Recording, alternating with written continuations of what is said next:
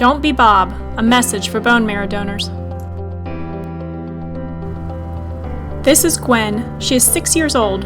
She loves elephants, the color pink, and her stuffed bear. She's a happy little girl. These are Gwen's parents, Stephen and Diana. They love their daughter very much. Recently, Gwen began losing weight and having frequent nosebleeds. She complained of being tired and ran a slight fever. Gwen's parents thought she might have a cold or the flu. Gwen's parents took her to the doctor. Gwen's doctor ran a number of tests and diagnosed her with leukemia, a cancer of the immune system. After consideration, it was decided that Gwen will be treated with chemotherapy, followed by a bone marrow transplant. This is her best shot at having a long and healthy life. A bone marrow transplant is when healthy cells from a donor are given to a patient. The donor's cells will help the patient's body build a new, functioning immune system. Transplantation works best when the donor and recipient match each other on a genetic level. If there is a mismatch, the new cells may not help the patient. They may even cause a bad reaction. The doctor first checks the National Registry of volunteered bone marrow donors to see if anyone matches Gwen. Because of Gwen's unique bone marrow type, the doctor is pleasantly surprised to find 5 perfect matches in the system. Bad news. 2 potential donors can't be located. One has an illness that makes them ineligible to donate, and one is currently pregnant. That leaves Bob. This is Bob. Bob is a nice guy, but he registered as a donor while in advanced school because his friends were doing it.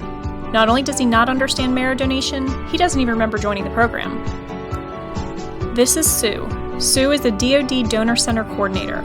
It is her job to find Bob and see if he is willing and able to donate.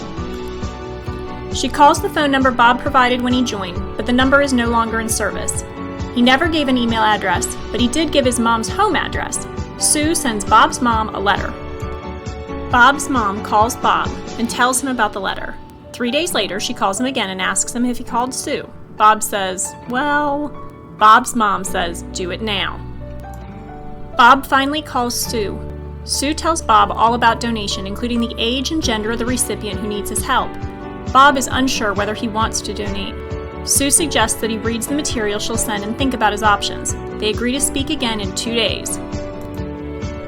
2 days later, Bob doesn't call. Sue leaves him voicemail, email, and text messages, but never gets a response. Bob never says, I don't want to do this. He just disappears. Unfortunately, more than 2 weeks have now passed, and Gwen's condition has deteriorated. Gwen's parents and doctor decide they cannot wait any longer. They'll try for a transplant from a poorly matched donor and hope for the best. This may mean a lifetime of medicines for Gwen, or worse, but there are very few other options. What is the moral of this story? Don't be Bob. Understand your commitment. Read the provided educational materials, ask questions, and if you're unsure, don't join the registry. Provide all your contact information on the registration form. Incomplete or inaccurate contact information costs patients valuable time. Respond quickly if you're contacted as a match. Time is always of the essence. Thank you for your time. Committed donors provide hope and save lives. If you have any questions, visit us online at salutetolife.org or email donors@dodmarrow.org.